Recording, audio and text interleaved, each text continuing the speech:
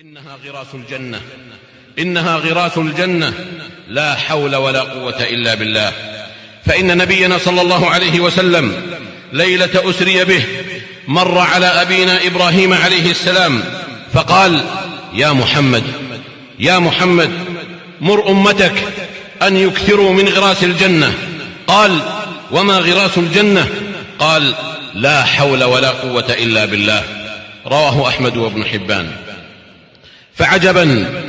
فعجبا لمن يقنط وعنده لا حول ولا قوة إلا بالله، وعجبا لمن يقلق وعنده لا حول ولا قوة إلا بالله، وعجبا لمن استثقل شيئا أو استبطأه وعنده لا حول ولا قوة إلا بالله.